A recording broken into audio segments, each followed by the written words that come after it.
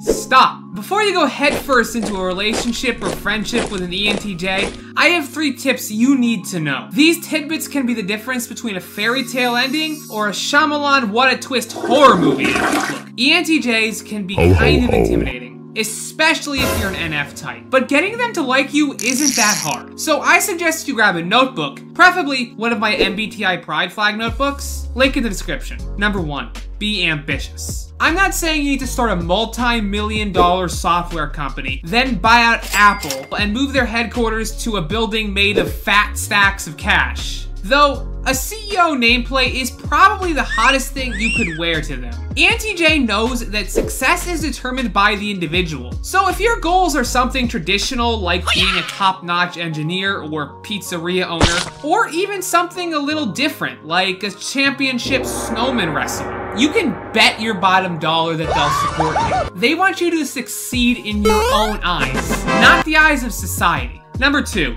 take it seriously. And to show you're taking this video seriously, boop that like button. ENTJs are the opposite of silly. Don't get me wrong, they like to let their hair down and have some fun, but work and play are on 2 very different lists. If you put a play task on their work list, you better run. ENTJs are very serious about the things that matter to them, and relationships, be it with friends, family, or significant others, are really high on their priority list. So if you're planning on stringing an ENTJ along until you can get that hottie later, don't expect to live long enough to meet them. Generally speaking, ENTJs don't do flings, swings, or whatever else you want to call it. They have a whole life to-do list, and guess what? Having their heart broken by some playa isn't on it. Number 3, be yourself. Yeah, I know, everyone says that. Well, you know why everyone says it? Because you all suck at it. But in all seriousness, being authentically them is something that ENTJs struggle with.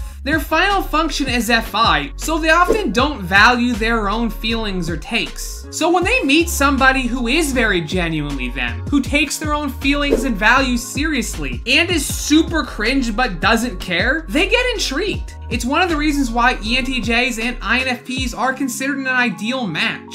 So if you're a little weird, then own it. You've got some weird hobbies or interests? Let them know.